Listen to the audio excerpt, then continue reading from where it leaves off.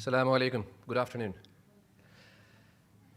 I'm Dr. Saqib Latif. Let's come in and let's make a start. It's been almost 10 minutes coffee break, so we should be back from the plenary session downstairs.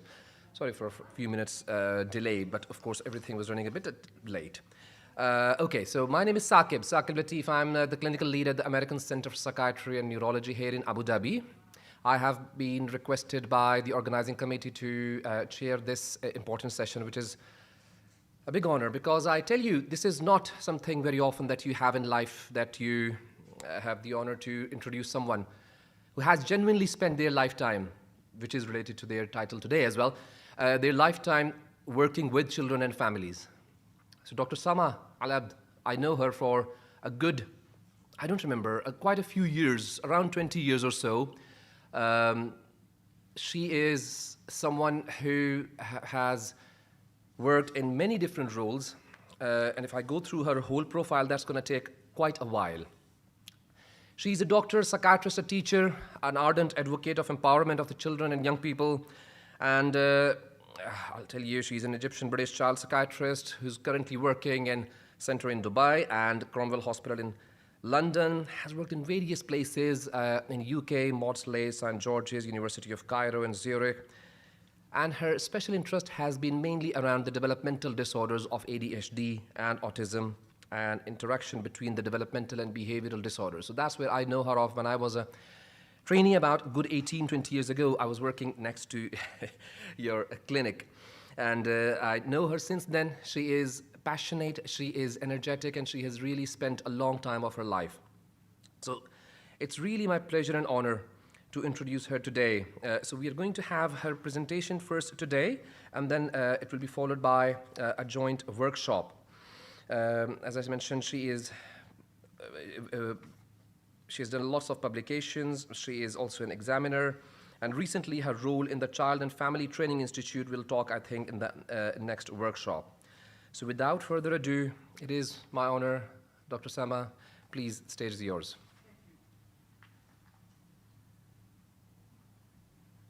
Thank you, Dr. Saqib, for that lovely introduction. It's a true honor, really, and lovely to be here amongst you and to be invited. I'll rush through it because I know we don't have a lot of time.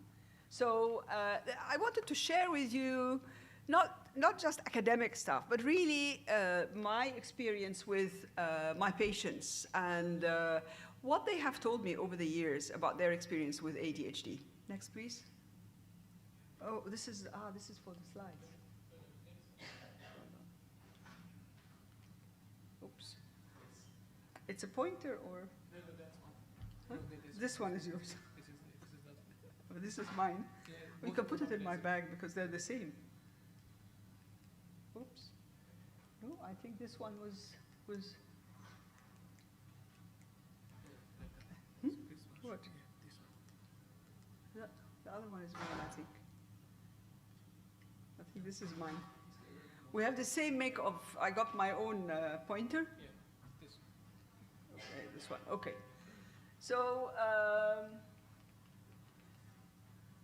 so really the objective of this talk is to learn of the patient's personal experiences living with ADHD and to learn from a clinician's professional experience about their journey with their patients. And I have to tell you, I still continue to learn every day from my patients. The journey doesn't stop even when you're so, when you do grow up like me.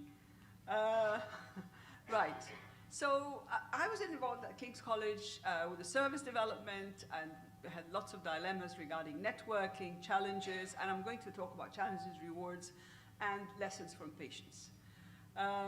So our mission statement was to provide specialist service for children and adolescents with neuropsychiatric disorders, providing assessment, intervention, consultation, training, and interagency working.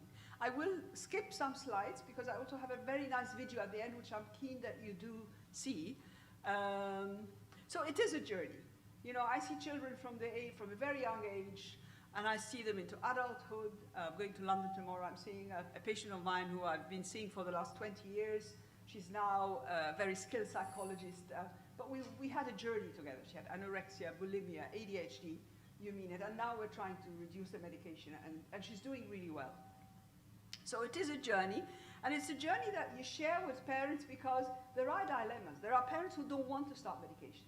And I never, tell the parents you're right or wrong. I tell them, I'll be with you, guiding you until you really make your decision. You have to be, informed, well-informed, and about decision making. Sometimes parents come a year later to say, I think we're now ready for medication. We've tried everything else, osteopathy, what have you. And I think you have to hold the parents and the child's hand until they reach their own decision. My duty is just to guide them. So what is it like for children? What do children say? That my thoughts are in a muddle, I get into trouble a lot, I don't know why, other kids pick on me, and other kids know how to pick on them. The other kids in school, they know if I do this to the kid with ADHD, they're gonna blow up, and they're gonna have a scene, and they love it. I think I might be mad. I've got a temper, I cannot concentrate. I got ADHD. Some children now, young people actually come, I'm sure you share this experience with me, they've Googled everything. And they come like another professional across in the room to tell me what they have. And I said, you're right. So these teenagers are really well informed at times. What is it like for adults? Often forget important dates, wedding anniversary. And that's when adults also have marital problems, because if their partner doesn't understand that it's not on purpose, that they're really struggling, it might lead to couples separating and divorcing. Or instructions, and find it hard to submit any work before deadlines. So they might have employment difficulties as well. So we know that that ADHD persists into adulthood. There's, in my experience, 50% outgrow it, or they have strategies they implement and they no longer need medication. But we don't know which 50% are coming to my clinic. So you have to wait.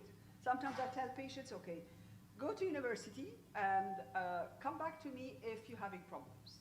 And we'll discuss. But maybe you can do without medication. So the prevalence of medicated ADHD, this is a very interesting one here, because you see that the medicated ADHD mayas are much higher. I'm getting more referrals now of girls who are doing like their baccalaureate, the French baccalaureate, or their A-levels, who are coming for a referral. I think, why didn't you come earlier? Because these are the girls where they have ADD, attention deficit disorder, and if they're a bit, they've got a good IQ, even when they underachieve, they're still average in class. So they sit at the back of the class, daydreaming, and they're not getting picked up. So why are they coming now? Because the workload increased, and they can't cope. And they're getting stressed out, they present with anxiety, panic attacks, and other mental health conditions, but underneath all of this might be ADD. So when you do have an adolescent coming late with a lot of anxiety, keep your mind open. Is there something else underlying it? Rather than, because they're presenting with anxiety, you might just pick up the anxiety and treat it.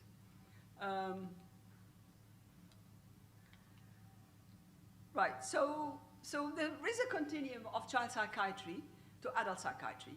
So we need to see the adult with ADHD in different roles: as a partner with ADHD, as an employee, as a parent. Now, the last video, which I'm really keen to show, is, and the workshop following this is about parenting, but this is about a parent who has ADHD. And I do get sometimes children referred, and we do psychoeducation groups, and often one or two parents at the end of the psychoeducation group said, where can I get myself referred? I have ADHD, like my son or daughter, and we've never been identified. So they start understanding why they're having these problems. And ADHD can have an impact on all of those. Inattention, getting easily bored, doing several tasks at the time, playing with different toys at the same time. The mother would describe, they're watching television and making a handstand and jumping off and doing other things as well. With some adolescents, they have 5 open programs on their computer when they're studying, playing games, or I had one who was doing shopping in class, and the teacher didn't know because she had her iPad and she was actually doing the shopping until she got caught once and the teacher said, this is a nice skirt you're buying. But and difficulty proofreading. You know, they send you a quick WhatsApp message with lots of mistakes because they haven't gone over it again. They're just impulsive in sending it out. And often they get easily distracted. As I mentioned, I will skip that one. And inattention, losing interest in a task, and going to another one, as I mentioned. So it is important to have your desk clear.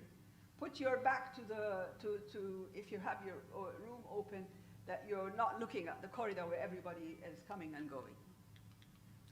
And then the hyperactivity, these are the ones who are easily spotted. Why? Because they're disruptive. So they're disruptive to their siblings, to in class, and they're fidgeting a lot. The art is really picking up those who are not being picked up by others, because when they get treated, they do really well, and it's such a shame to miss such an opportunity. So,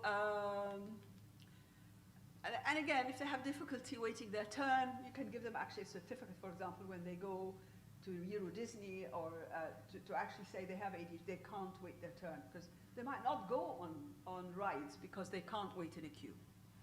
So the impulsivity can affect the person, also destroying property, and I have a video, a picture that I'm going to comment on. Now, I always wonder, what is the difference between impulsivity and conduct disorder who destroy stuff? And I found the answer in one patient of mine. He had a television in his room. He lived in a foster home, and he destroyed his own television. So he wasn't thinking, he didn't plan anything. He actually, and it meant that he's not going to be watching television himself because the television was destroyed. This is the impulsivity in ADHD. You don't think of consequences. Whereas conduct disorder, you know, you really plan it ahead. And the art of diagnosing a condition relies on knowing of presenting features. You know what questions to ask. Are you able to stand in a queue? Do you have difficulties with your peers? And for adults, the same thing. I had one patient, an adult, who came to see me in the UK from Switzerland, and she said, I have a crisis. Can you prescribe me medication? I have ADHD. She had a very high-powered job in Paris. She had a PA who was telling her, now you go to the airport. Otherwise you'll miss your flight. And she was booking her trips for work. And she had her father in the US who was organizing all her rent payment and so on. In the company, they decided no more PAs, we're going to cut down on costs, and her father died. She had 2 people supporting her as an adult who just were no longer available. And you need to exclude other conditions, of course, that it's not due to anxiety or other things. Right, so untreated ADHD in the community is one of the strongest risk factors of poor mental health in early adult life. And we know it's treatable. We know you can treat it really well. And treatment of ADHD is one of the most evidence-based treatments I find in child psychiatry, and most rewarding experience for a clinician. Really, there's nothing that makes me happier when I get a WhatsApp message from the parent or through their child saying, I had a brilliant day at school. The teacher was smiling at me. I had a child, when I wanted to know about the effect of medication, they said, the teacher was smiling at me. And I thought, like, my heart dropped, because I thought, the teacher must be all the time angry with this young person. That to him, the effect was, I love the teacher smiling at me. You know, he didn't have that experience before. So of course, medication intervention, we have medication, psychoeducation, really important. School liaison, working jointly with schools, and we did constant workshops for SENCOs at school. Even in Dubai, we did them with the Latifa Hospital. Individual parenting work, which is my next workshop, and individual child and adolescent work. Sometimes social skills, anger management, and problem solving. I just want to highlight here all the different interventions that actually do work. And of course, you need to work in a multidisciplinary team, or work with a colleague who you really can communicate with. They know how you think, and they're working from their own specialism. So this is just a slide about medication. I'll skip that. There are different ones available. How safe are stimulants? Yeah, because they're stimulants, adwaya muratba, it's always an issue. You know, however, we know they're not hazardous. Sudden death is probably not at risk. Hypertension is also not at risk. Epilepsy, in fact, it's also not at risk. So, although, you know, I had a patient with severe epilepsy, like 10 fits, when I was introducing medication, I was communicating with the pediatric neurologist all the time, yeah? So you need to use other specialists as well to be confident about what you're doing. So other hazards, ticks. Well, we used to think in the past when a kid developed ticks on the medication, oh, stop the medication, go to atomoxetine. It's not true. Actually, when they did research about 2 groups of kids who had ADHD with medication and no medication, the kids not on medication also developed tics. So it's a neurodevelopmental disorder. Tics, I mean. Substance misuse, of course, that's a hazard. Epilepsy is not a hazard. So substance misuse is actually more of a hazard when the child is not treated. When they have ADHD and they're not treated, we know that these individuals are more prone to abusing substances because of their impulsivity as well, and having road traffic accidents if they're driving. Yeah? So you need to think, but because medication is a controlled drug, I don't know what it does to people, and probably a lot of stuff in the media is, you know, parents get really alarmed of it. This is a story about a patient of mine where I did a home visit in North London, and the nice thing about home visits, you get an idea about how they live. So I was asking the girl, where do you do your homework? She said, I do it in the kitchen, and it's an open kitchen. And then she had a lovely dog. And I said, but you know, can you concentrate in the kitchen? Everybody's coming backwards and forwards, and the dog and so on. She said, Dr. Abd, I distract the dog. The dog does not distract me. I love that comment, you know. And in fact, I remember other patients of mine where they had ADHD. When they got treated, one of the comments were that the dog, or if they had a cat or dog, they went into the room when they were on medication.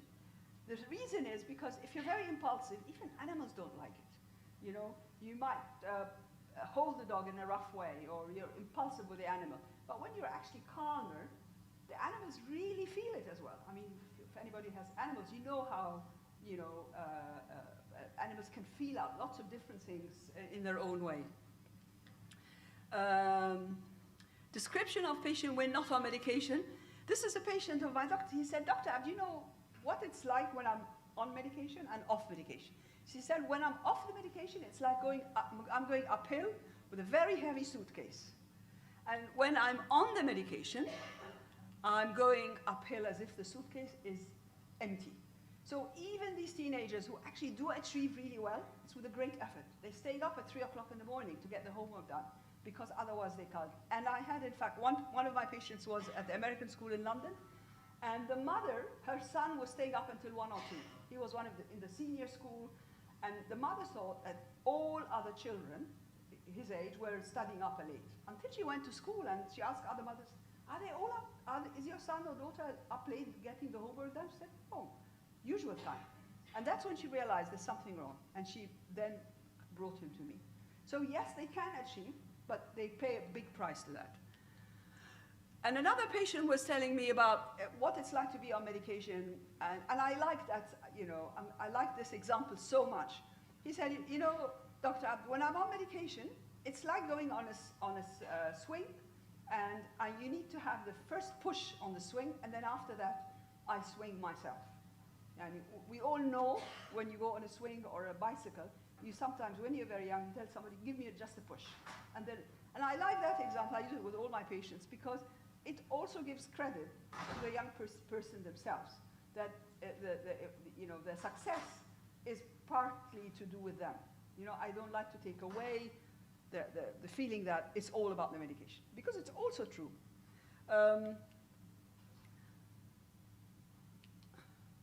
This is a patient who when I actually started treating her, she was also at the American school. She said, Doctor, I don't like this medication at all. I said, why? Isn't it helping you? She said, no. When I'm on the school bus, I used to love daydreaming because I'm like in a movie. And now you give in the medication, she takes it before going to school, she is no longer daydreaming. You know, daydreaming was like seeing a movie on the school bus. And some adults will tell you that they miss, for example, if they're taking public transport, that when they're not on it, they often miss the bus stop. Yeah, so they have to go back, or if they're taking a train, they have to go back on the train 1 or 2 stops because they were just not there.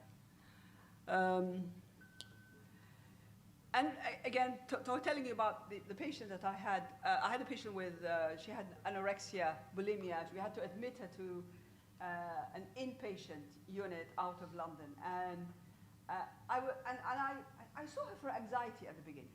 And I didn't diagnose ADD.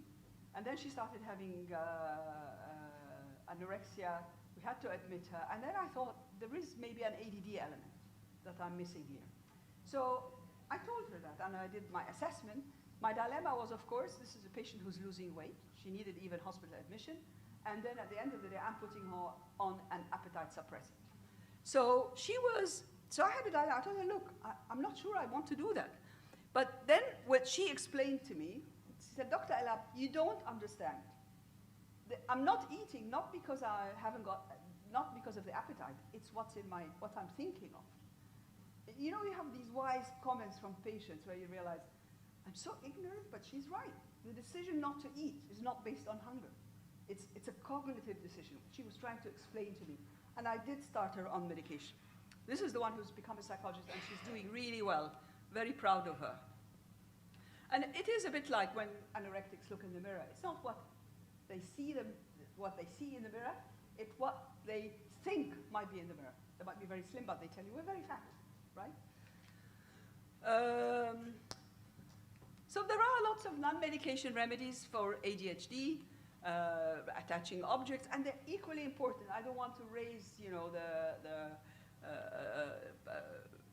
opinion regarding medication because other things are really important. I had somebody who found a pen that they use when they're at university that records the lecture because they were not quick enough in writing and listening. And now with the technology, actually, technology can help a great deal. And one of my patients also used different usernames for the computer. So he didn't have the pop-up when he was studying. He used a special username. So messages didn't keep on popping up all the time, which he found very distracting. So forgetfulness, taking right books to school, and lots of kids tell me, I said, do you forget to take books? Oh, we put everything in a school bag. It's so heavy. That's their solution, you know? Just take all books possible so they don't forget the bags. So we sometimes decide to do color coding with a timetable of the lessons so they know which books to take. Or if they forget, for example, their school kit, their gym kit, to put it the night before next to the house door so they don't forget it.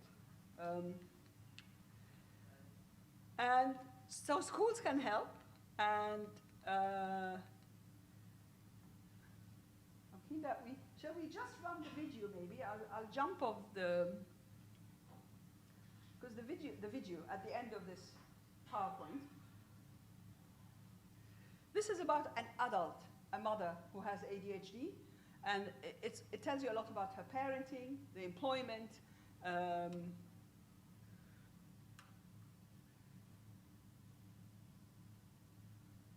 Is it working? Yeah. Okay. And these are the parents who are often described as being difficult in the clinic. You know, whether the administrator, oh, she always changes appointments and she's not easy. And they actually have sometimes an underlying problem. I never make judgments on the parents if they're being difficult. Maybe they have their own issues and they need to be looked into. Okay, so, yeah, can we run? Oh, with me too again, okay. Oops, no. How do I work it? Huh?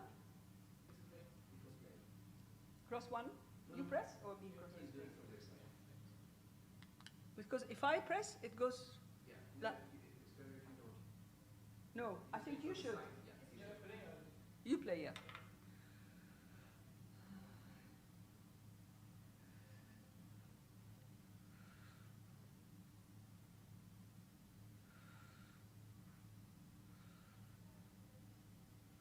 Okay.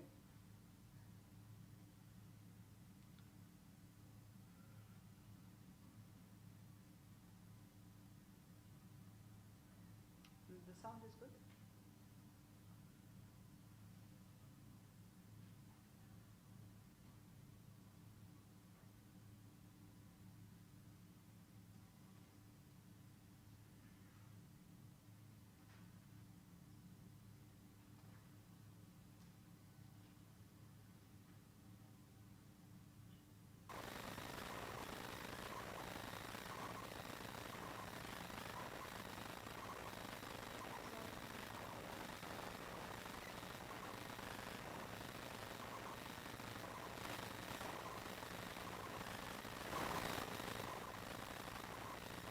So she's making him breakfast. He asked for cornflakes. She's putting him Rice Krispies because she didn't look at the label of the box.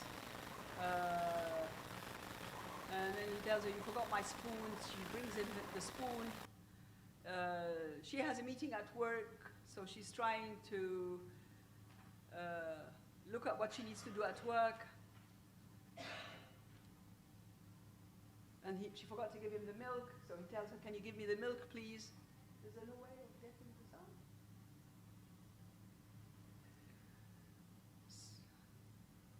So it's the mother who has ADHD, not the child. It's a shame the...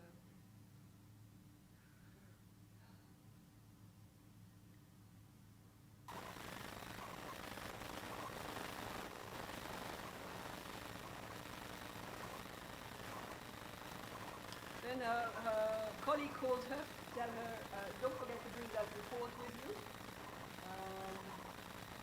So she said, okay.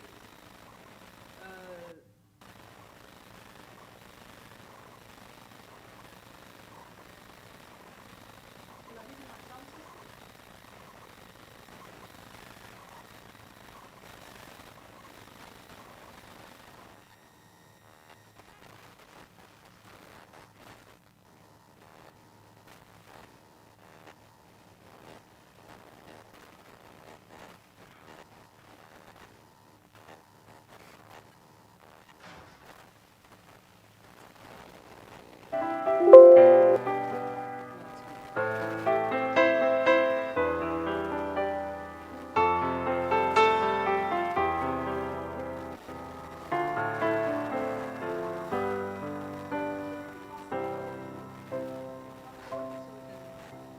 Meeting, and then the keys, Mark.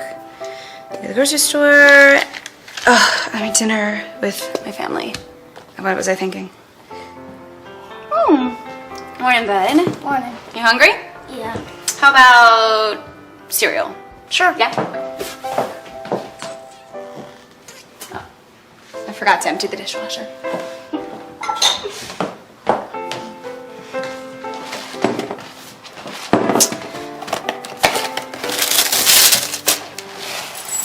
There you go. Thanks. Mm-hmm. Could I have a spoon? Yeah, yeah.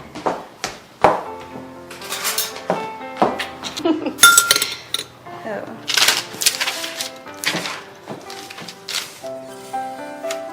And some milk. I mean, who eats cereal without milk? Right?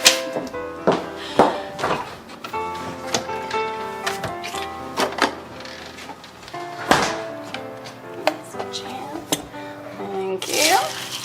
Okay, get up. Hey, Paul, what's up? Hey, Rach, you know that house in Shady Oaks? Yeah. The 4-bedroom on, Bartram Lane? Yes, on Primrose. Does that house have a basement? Yeah, it has a new water heater and new carpets. Go get your backpack. Way to go. Wait! Don't forget your homework. Okay, and clean your room. We have company coming tonight. Thank you.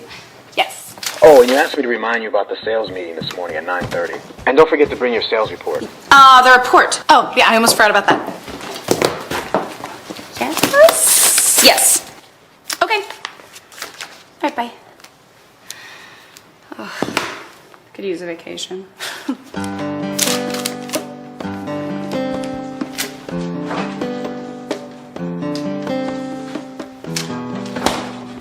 need tomatoes.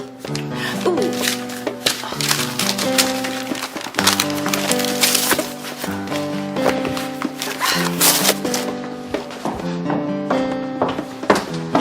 Come on, Billy, we gotta go. You have your homework? So she forgot the report. So she was reminded. Yes.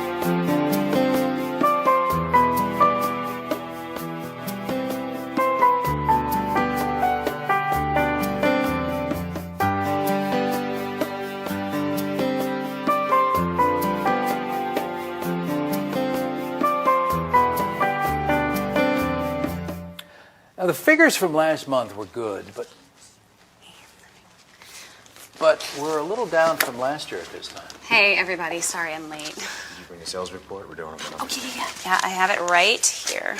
Now, I just want to get everybody caught up on where we are this quarter and what next month looks like. I thought I passed. Despite all the bad news of slow home sales across the country, we're doing okay. I pulled up this set of listings in the southern counties that look promising. Oh, this is so beautiful. Does anyone else have anything? Yeah, Rach, I have a house in Evansdale I want to show. It's 214 Cricklewood. Oh, yeah, I know that one. No, that one is primed to move. The owner's just got a new job and he has to move and relocate out of state. So company's paying expenses. Very flexible. Hey, this house looks just like the one from that movie where that crazy alien crash lands in that boy's backyard. That's very nice, Rachel. And like I was saying, there's a lot of great properties in that Here, area. this one. Here, look, right? It's like the exact same house. I just saw this movie this weekend on cable. All right, moving right along. There's some highlights this week that I want to go over. We have a staff meeting on Monday. We have 3 closings on Thursday, so it's going to be a busy day. Rach, did you hear that? Yeah. Rachel, I mean, you're doing a good job, but I did notice that you forgot to include the background report last time. Oh, I did it. I started a couple times, but I haven't finished it yet. Okay, but I have all these new listings. Do you have time to go over them? Oh, okay, but I have a showing and I'm already late. So tomorrow morning? Okay. All right, thanks, Frank. All right, gotta go. Bye. All right, people, moving right along.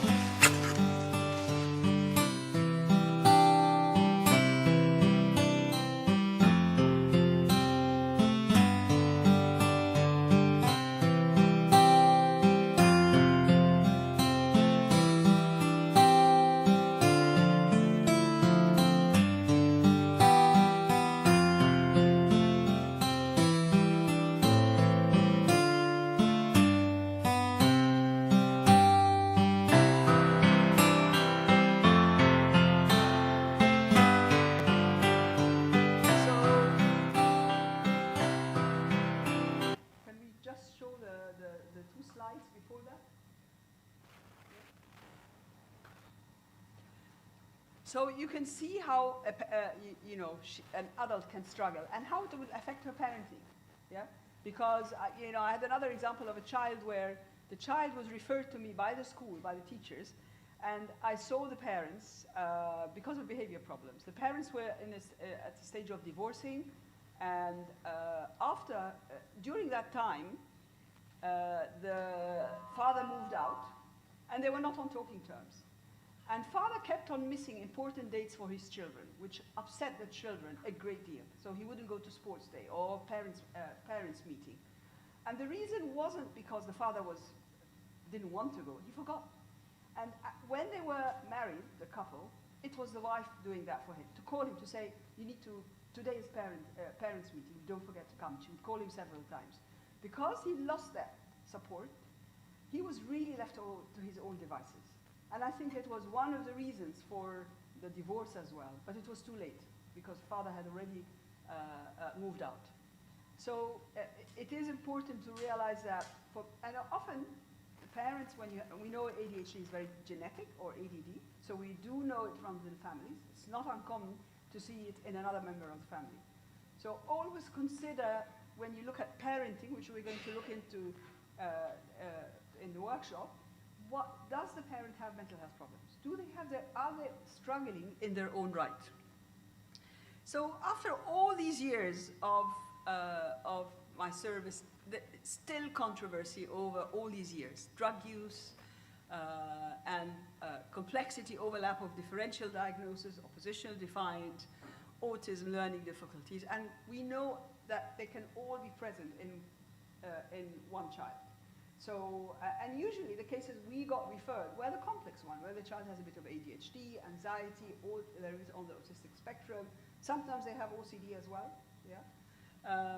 And what is important with this group is always to re-ask questions again. Because sometimes when you have these children in the clinic for the last 5 years, you start at the beginning, you ask about OCD, and then you don't ask about it anymore.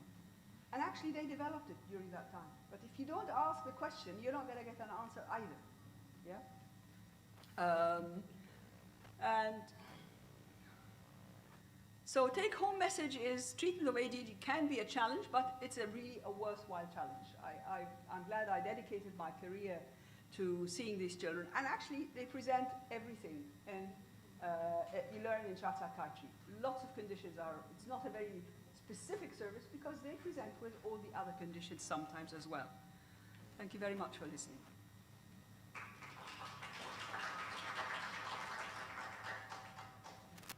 Thank you very much for giving us a tour. Now, I think we should have some questions, if that's okay with you. Or shall we have them towards the end, after the workshop? What do people think? Or do you have questions? My colleague is waiting in... So I'm just wondering if anybody wants to leave and they have any burning questions, then they can ask. Anybody have a burning question? No?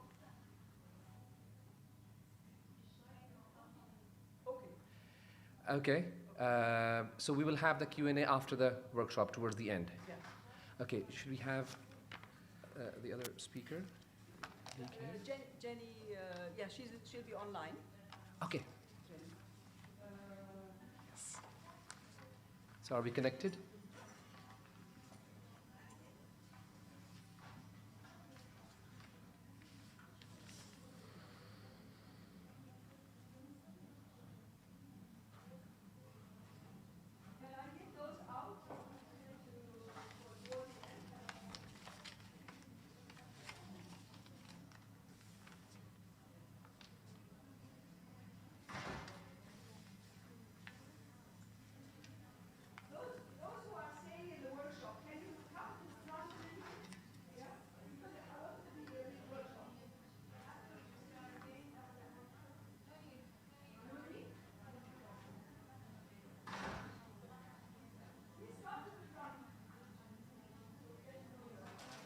Can she hear us?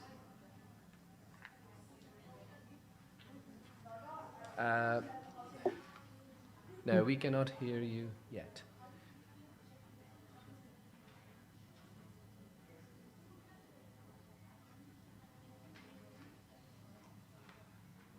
I can hear you. Excellent, excellent. Okay, right, great. So we can hear you now. Thank you. So thank you very much for joining us virtually. We are all gathered here in this nice hall at Intercontinental Hotel in Abu Dhabi, and welcome Jenny Gray. I'm Dr. Saqib Latif. I'm a consultant child psychiatrist, a clinical lead here in Abu Dhabi for Children's Services. And it is my pleasure and honor to welcome you. I am going to briefly spend a few minutes to introduce you, if that's okay. So Ms. Jenny Gray has been working with children and families for a long, long time. And today we are honored to have you and Dr. Sama Alab here to facilitate this workshop on the child and family training.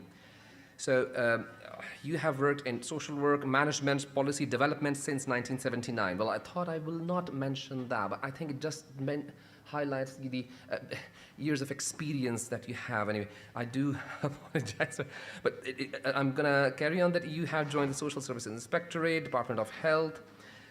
You have been involved in development of new inspection methodologies, professional advisor to the British government on safeguarding, work with Department of Education, and the list goes on. Now, you are Director of Child and Family Training and Honorary Lecturer at UCL. And together with Dr. Arnon Bentowim, who we know from ACAM and various other sources, you have developed this HFCF, the Hope for Child and Families, which we hope we'll know more about, intervention guides. So you'll tell us a bit more about this Child and Family Training, which is a not-for-profit organization involved in providing the evidence-based assessments and intervention guides to the practitioners.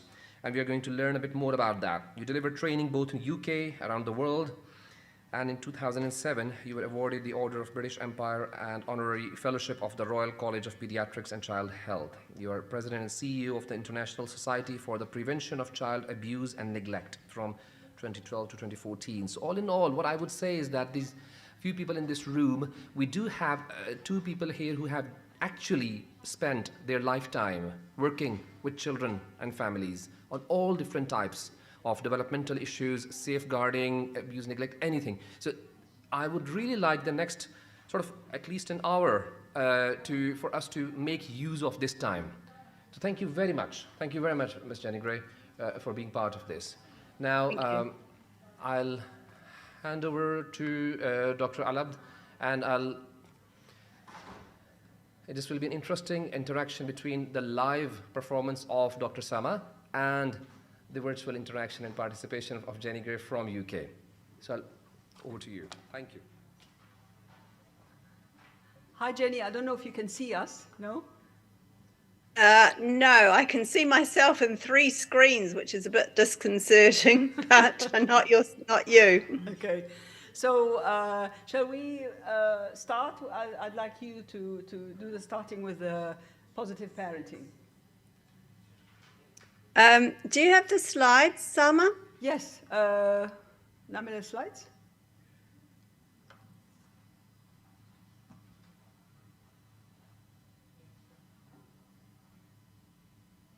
Okay, so you'd like me to start with the introduction? Can you see the slide? Yes, thank you, I can. Okay. So thank you very much for the kind introduction. Yes, age, we like to hide it when we get so old. But just to say, I'm sorry I can't be with you in person. I was, in fact, in Abu Dhabi before Christmas at the beginning of December, but it's not been possible this time round, but I can imagine you all there.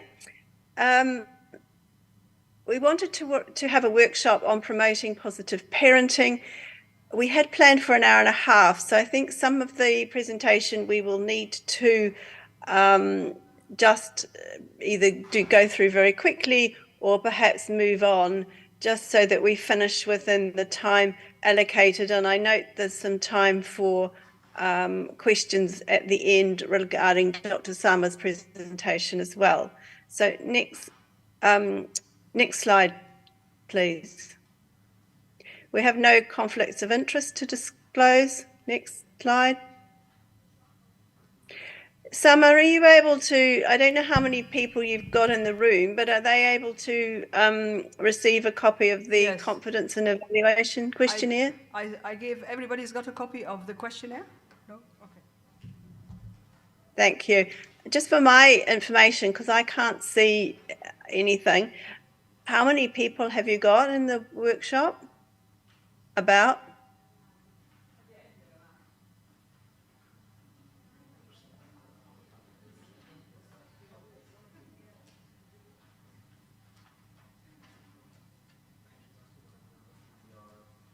So just counting, Jenny. And in the meantime, if people could be kind enough to... 25. We have 25. Oh, thank you. Welcome to you all. And if you'd be kind enough to complete the evaluation questionnaire at the beginning, just the left-hand column part A. So relatively quick to do just the first part A and the left-hand column, and then put it to one side, and we'll complete it at the end of the session. Sama, you could perhaps take a rain check on when people have finished, Okay. and we can move on. اوكي. يعني الناحية الشمال بس املوها وبعدين الناحية اليمين هنعملها بعد في الآخر. اوكي؟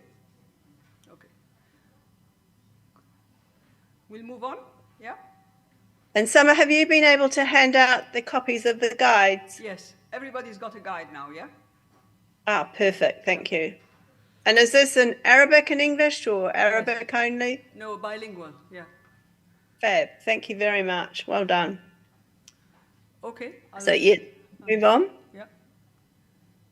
Just to say very briefly about what the Hope for Children and Families program is, we've developed it with a number of different partners and have trained on it in many, many countries, both obviously within the UK, but also abroad, including closer to yourselves, in Dubai, in Oman, and Egypt, and also colleagues in Turkey, as well as Europe, other European countries, and many different places around the world, including Mexico. But the intention is to assist organisations make planned whole system changes to the delivery of services through adopting evidence-based approaches. We are aware that not everybody can have the complicated trainings or the in-depth trainings that are required, and therefore it's a program to try and skill up the majority of people who are working with children and families from all different disciplines. It's aimed at those working with children and families to support and enhance the quality of direct work. So the focus is on the people that you're working with directly. We look at resources for assessment, analysis, planning, intervention, and reviewing progress. And it's relevant for all children and young people, including those with different types of disabilities. And I understand, particularly I know through Abu Dhabi, that this group of people are referred to as people of determination. We talk about children and families with either special needs and or different disabilities, and that includes obviously children with autism and their parents with autism and ADHD, which Sama has just spoken about. Next. So just to introduce you to one of the guides, which is looking at promoting positive parenting. Next. We have a number of different guides, some of which are much more focused on early intervention, for example, promoting positive parenting and promoting children's health development and well-being. Others which focus on abusive and neglectful behaviour of their parents, including all types of abuse and sexual abuse, as well as neglect. And then other guides which focus particularly on working with children and young people themselves, addressing emotional traumatic responses, particularly looking at anxiety, depression, and where children have experienced trauma, and also working with children and young people assessing disruptive behaviours, and that particularly is relevant for all of those working in settings where they are trying to manage children who may, for some reason or another, have behavioural difficulties. The focus is always on safeguarding and promoting children's welfare, so we're always looking at it from a child perspective in terms of how we can enhance children's development, enhance their potential, irrespective of whatever personality traits or disabilities they may have.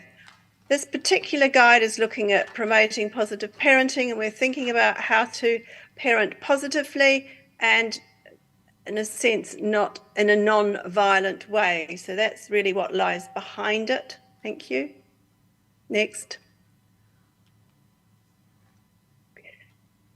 So we're hoping through this session for you to become familiar with the resources focused on working with parents, and that can be parents individually, or you can use the materials for working with parents in groups. Looking at how to help practitioners understand the factors associated with the development of negative behaviour in their children and how to make positive differences.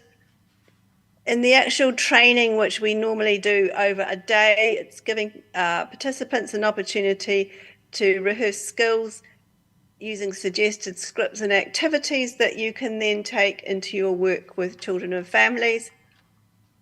Wanting to understand how to use the modules to achieve a particular intervention goal and outcome. And we are always seeking to build on what participants already know and you. So it's about being complementary to what you do already. Next. Jenny, I wanted to just explain as well, Oh, since thank you. everybody's got their handout, the guide, that on page, the back of the first page, the II bit, because this is the nice thing that I loved about these guides, is that it has different sections in it. H stands for handouts. It's, when you open from the English side, after promoting positive parenting, the II page, double I, small I at the bottom of the page. It's not a number. The heading is Quick Guide to Finding Your Way Around in the guide. Did you find that? You don't have the, I just came? Okay. Jenny, whilst I get the books, would you like to explain just the practicalities? Because I just met somebody earlier who said the beautiful thing about these guides, it's very clinical. It's really for clinical stuff. And they're absolutely right. I think it was Amina who said that. So maybe, Jenny, you can explain. I'll get some more guides for people who just came. You gave, okay. Thank you. So essentially, within the guides, we have a list of different types of resources, which are all designed to facilitate people's direct work. So each guide has briefing papers, which sets out in relatively straightforward manner the research that underpins each of the guides, but obviously makes reference to scientific papers without going into detail. The modules relate to each theme within the intervention guide, and we have materials that, as Sama has just said, are age appropriate in relation to children and families. So we also have handouts that we encourage practitioners to give to parents or children, depending on who they're targeted at. There's practitioner notes that give additional information to practitioners to really help provide guidance. And in particular, we're focusing on those who may be new to a particular area and need some additional help. There are records that you can particularly track change over time, or use as a baseline and then track change over time, and worksheets so that children and families can have an opportunity to apply their learning. So the resources are very much focused on engaging with children and families and helping support them in the change process. We have a particular structure for each of the guides, which helps sort of find your way through. So each code, like positive parenting, is PP, briefing papers, for example, B1, briefing paper 1. The modules are with an M1 to 3 or whatever. And we like to number the materials in the form in which they occur so that you have a logic to the materials themselves. So particularly for those who are training and being trained using the guides, we use the same logic in all the guides, which has been customized according to the particular theme. Is that okay, Sama? Yeah. Okay. Yeah. Okay. So do you want to move on now? Yeah, I have. So just to set that into the context of this particular guide, there are 6 modules: understanding difficult behavior, praise and positive attention, use of attention and ignoring, giving effective instructions, rewards, and shaping challenging behavior. And within each of those modules, there are specific steps for practitioners to follow with the child, with the parents, in order to help bring about the outcome you're desiring. And the essence of the guides is that you can choose which modules you wish to focus on according to the particular needs or goals that you set with the parents. But once you've started a module, it's really important to follow the steps through systematically, because in doing that, that is how you will, based on the evidence that is available, bring about the desired change. So it is, you can choose which modules to use and which modules from which guides with a particular child and family.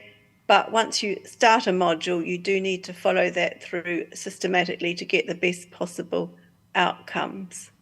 Next.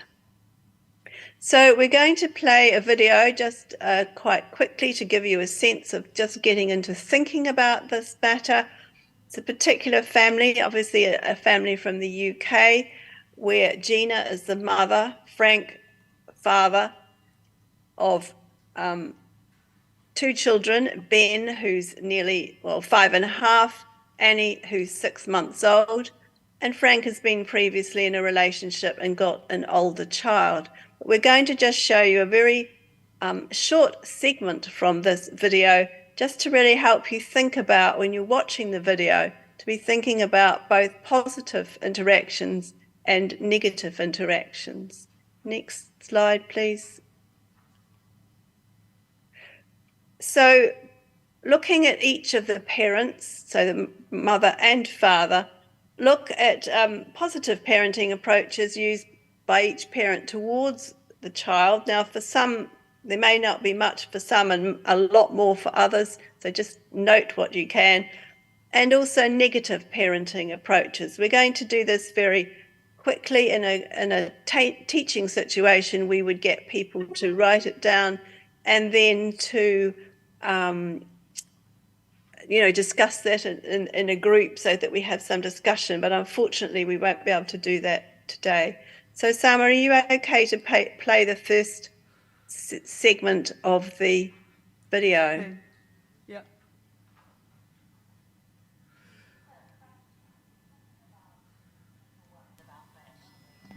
The Bradshaw family consists of mother, Gina, father, Frank, 3-month-old Annie, and 5-year-old Ben. The health visitor has asked social services to see the family because of Ben's apparently aggressive behavior towards the baby and Gina's level of frustration with and rejection of Can you hear? ولا صعب؟ صعب سامعين ولا صعب؟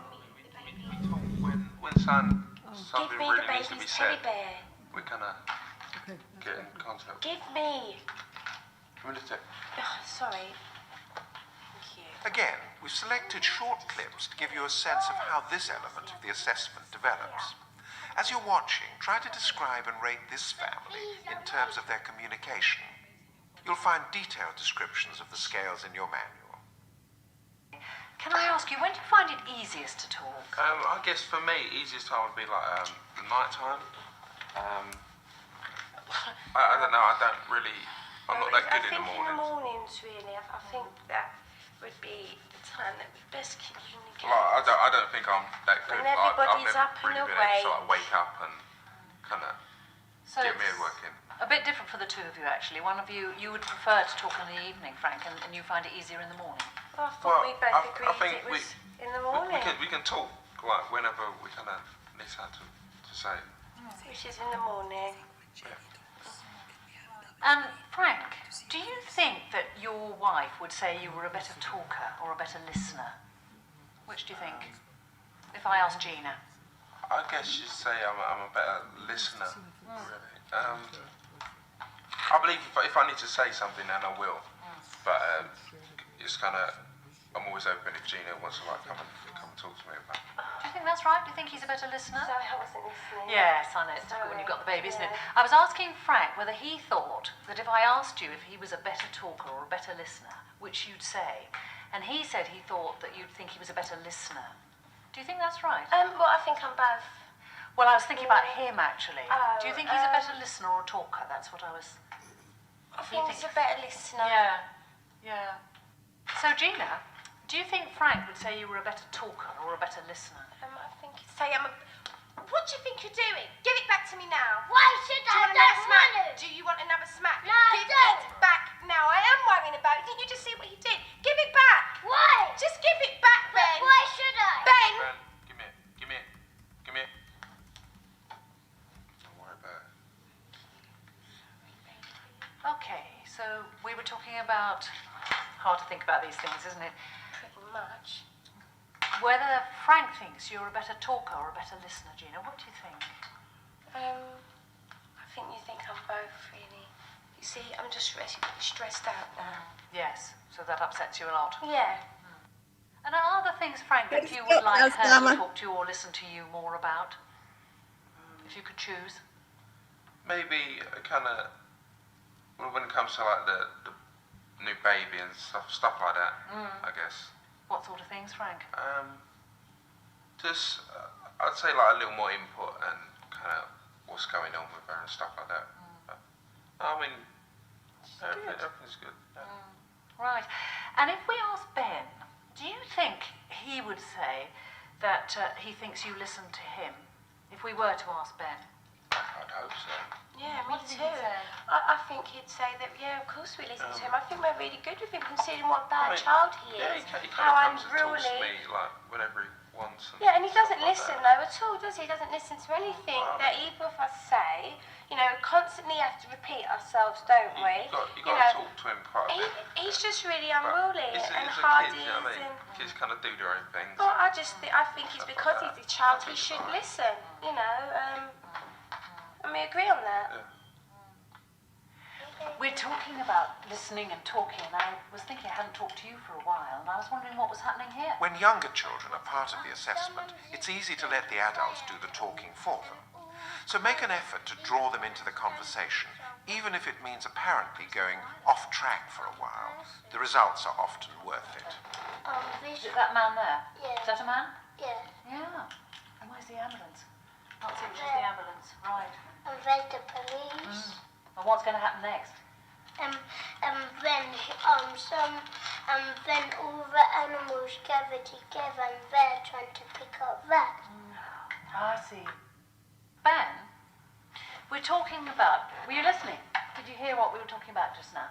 Because what we were talking about is whether Mum and Dad listen to you and whether you think that they do listen to you when you want them to. Stop playing with your toys when someone's talking to you, please. Yeah?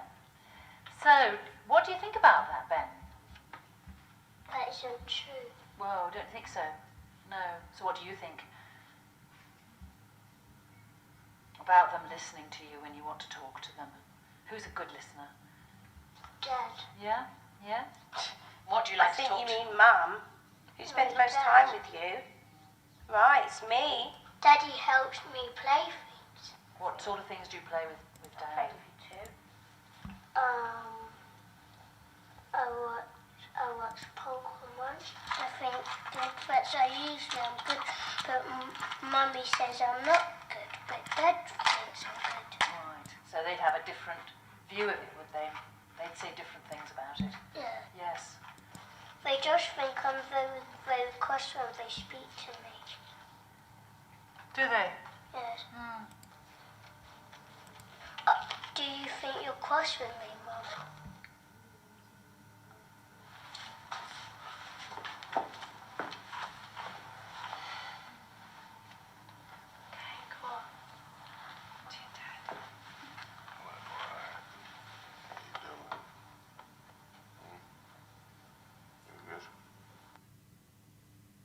To explore another element of character, the Mama, do you want to emotional finish life of the now? family, we decided to use a task.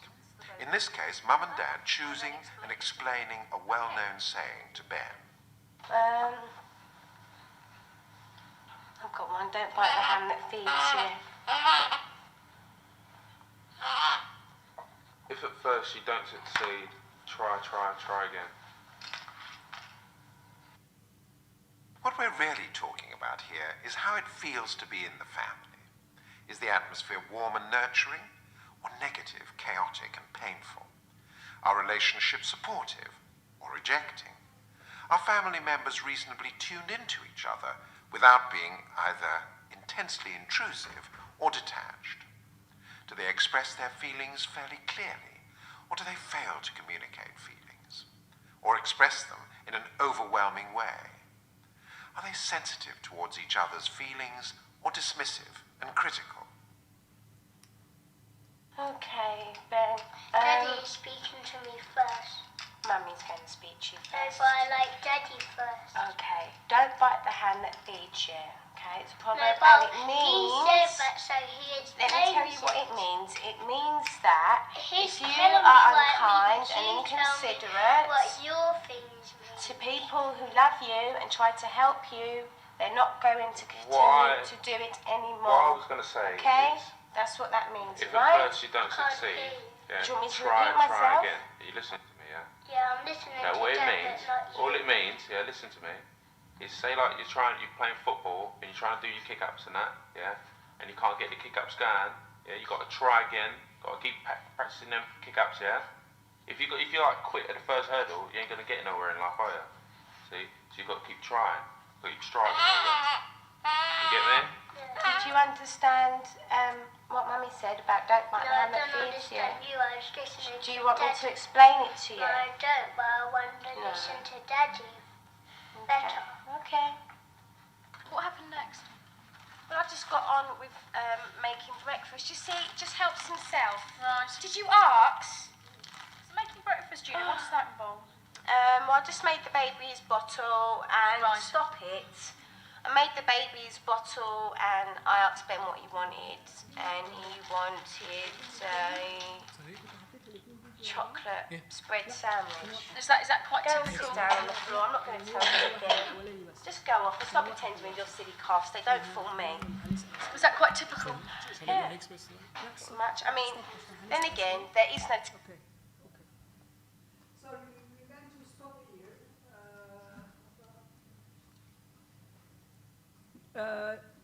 Jenny, sorry, we meant to stop between the two videos. So, Yes. Yeah. So, do you want to ask questions to give to the audience an opportunity to think of what you've seen؟ يعني أي ملاحظات عندكم للحاجات اللي شفتيها في الفيديو؟ شفتوها في الفيديو قولوا لنا عليها. What is it that you think you saw that was right, was not right? Relationship between mom and dad? What about mom's statements? Can anybody share their view very quickly, because I know we're short in time. Yeah. Okay. It's clear that the father knows how to talk to the child. He talks his language. He gives him instruction the way he would understand. The mother is doing the same thing, but she's doing it like a lecture, and he's refusing. It's amazing that the child knows better and is requesting to be treated the right way. That's, although he's going through emotional, physical, all kind of abuse there. So that's my... Anything else anybody noticed in the session? Thank you. Maybe you can say your name as well and what you do. Hello, I am Dr. Dina. I am a clinical psychologist.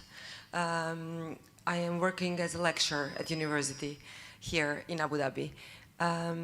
One thing that I would be interesting to know if the behavior pattern changed after the second child, or it was always the same.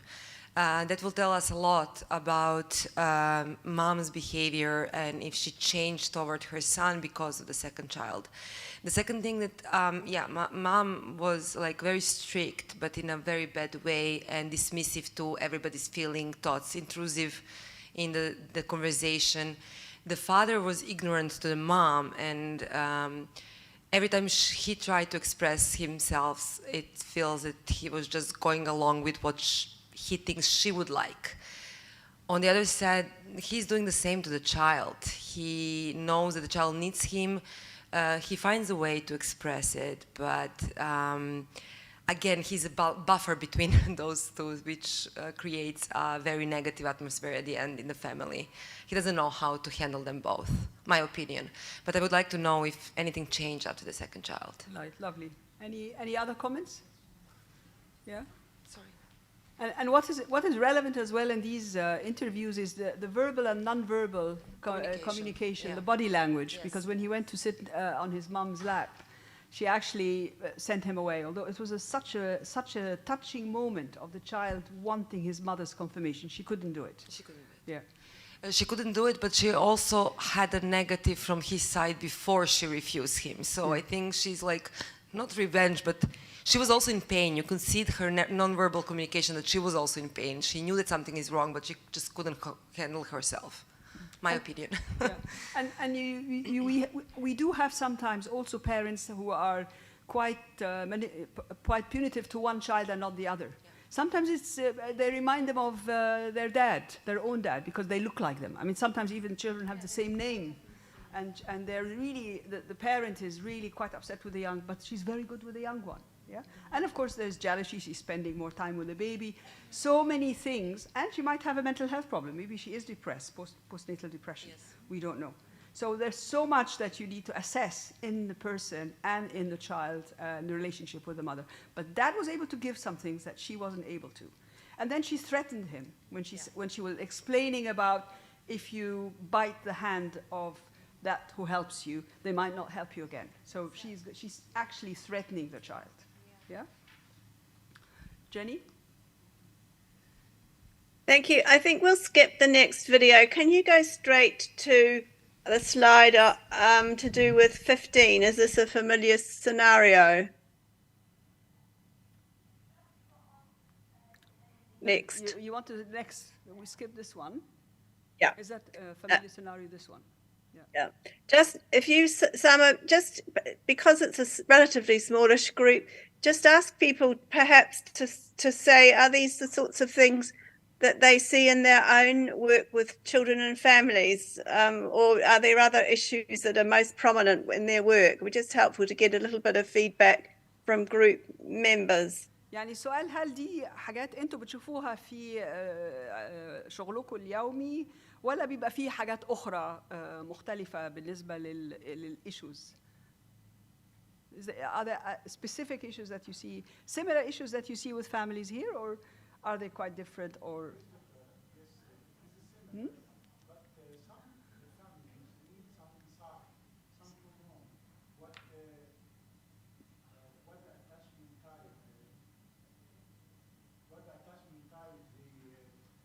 handle with the child is authoritative, secure one.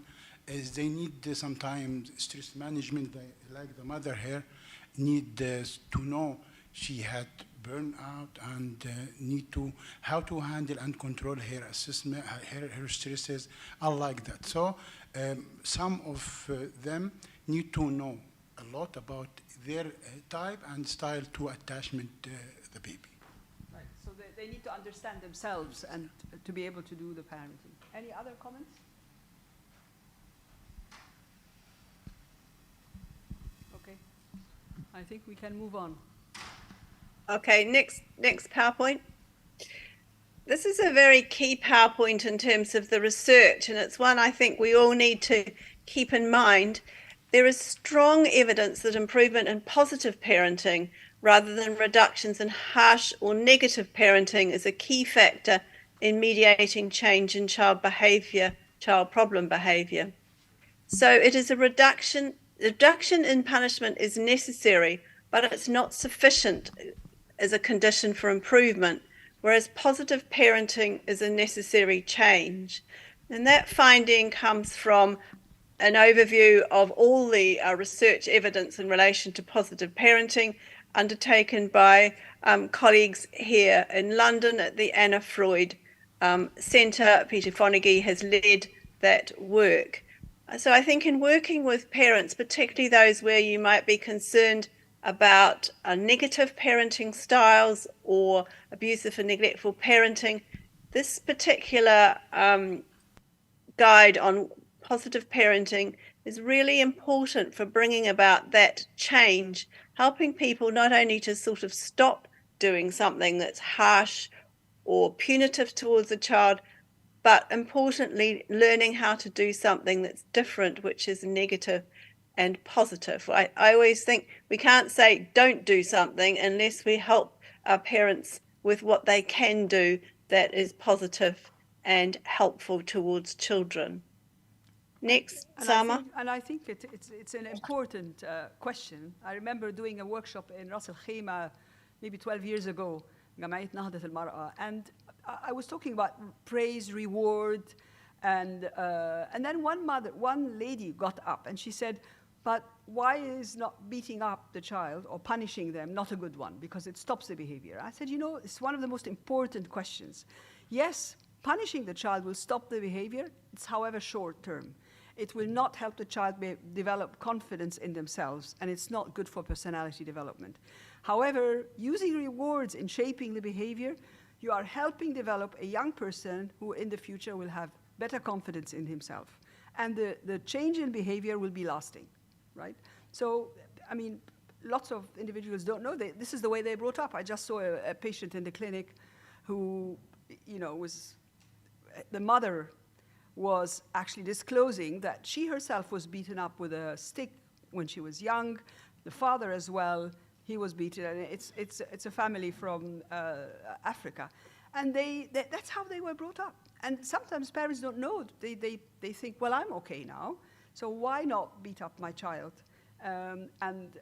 So it is a learning experience of actually you can do it in a different way, and it's much more effective.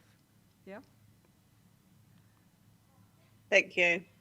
So the first module is talking about understanding children's difficult behaviour. And for those of you who are still following the guides, it's pages 5 to 12 in your guide. Next. Well, pages in Arabic and English are the same. They're opposite each other. We made them that, yeah. Thank you. Yes, it's one of Sama's good tricks to make sure everything lines up in both Arabic and English. It's much easier for us when we're doing the teaching. So just as an example of some of the materials that we use, I think this is quite a common thing for people to use in their everyday practice. But a behavior rating scale is very useful. It provides a graphic way of parents being able to see change over time. So at the beginning of a session, we might get the parents to fill in the scale in relation to a particular behavior that they are concerned about. But as well as negative behaviors, you might also want them to think about some positive behaviors. So you can rate more than one behavior on the scale so that we get a balanced picture. And we can do this at the beginning of each session or at the end of each session, depending on how it fits with what you're doing, to review the rating weekly as a result of the changes that may have occurred in practicing what they've done the session before and seeing if there's a positive change. Obviously, if there's no change or things are getting worse, then you need to think carefully about whether the parents are actually doing what you've asked them to do, and they may need more practice, or they may need to alter slightly what they're doing in order to bring about the desired change. Next. I always like to start my session with families about saying 3 things that the child is really good at. Because you can start in a very negative way, and the child will feel so bad. And sometimes it tells you a lot when the parent says, I can't say anything good about them. Yeah? And you tell them anything simple. It doesn't have to be a huge thing. And I ask each parent to tell me 3 things they're good at with the child is good at, and 3 things that the child tells me they're good at. Yeah? It just gets you in the right mode rather than starting blaming the child and being angry with them.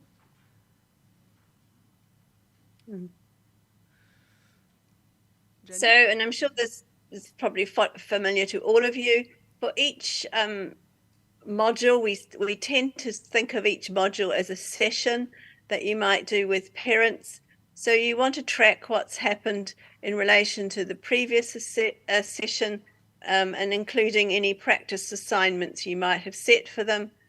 For example, having developed the capacity to have enjoyable time with a child through one-on-one time, for example. So you think, what were the situations that in which they were able to have some fun with the children in one-to-one situations, and look at what happened and how they were able to do this. And then you want to hopefully build on that success for the next time.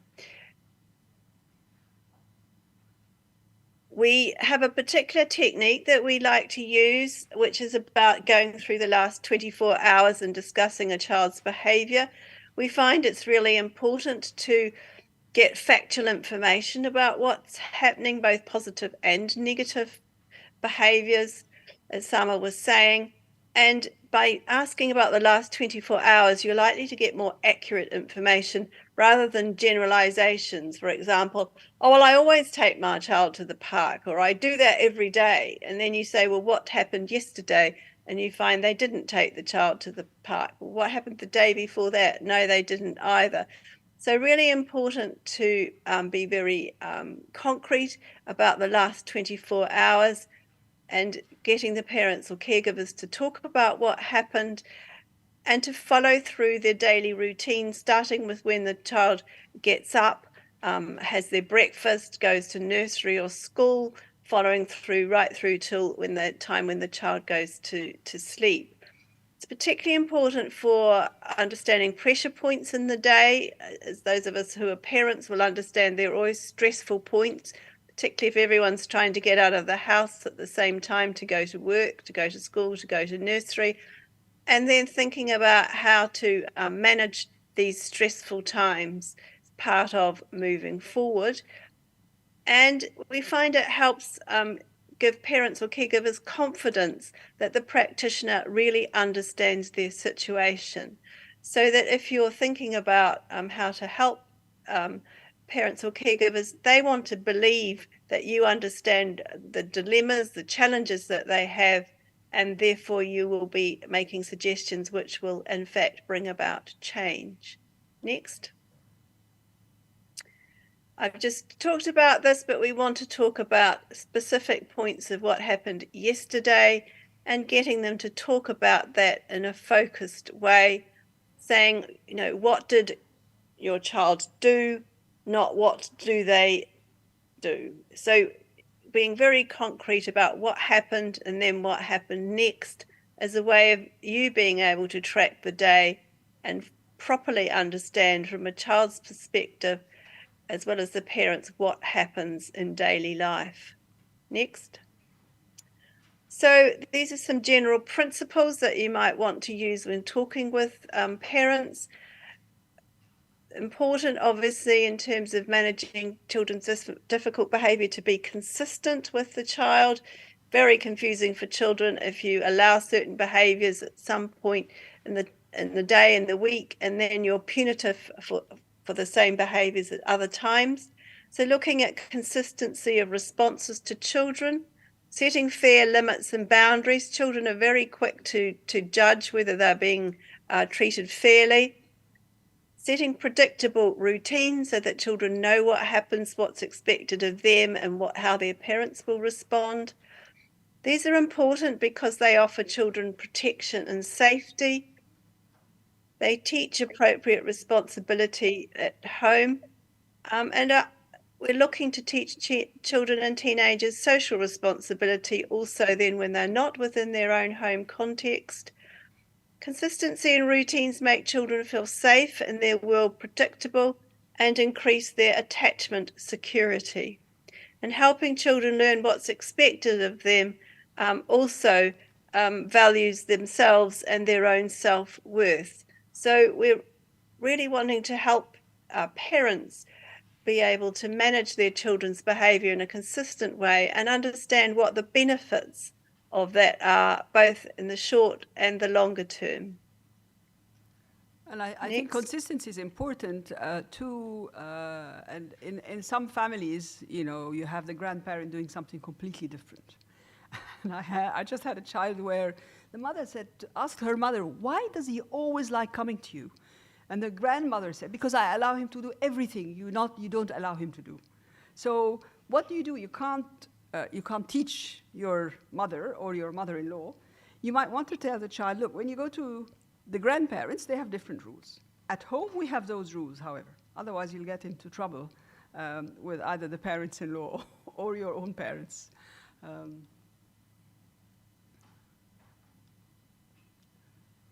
The whole slide, I think. Thanks, Sama. Next. So if you look at from pages 43 to 45 in your guides, this is an example of a handout that can be used with parents. If you could just show up the whole slide, thanks, the contents. The ABC of behavior. Oh. So I think this is something, again, that you're probably very familiar with, particularly those of you who've done CBT training. So thinking about the antecedents, what was happening before the behavior occurred, then what behavior did you notice happening, and then what were the consequences, what happened afterwards, so that it is a way of being able to use this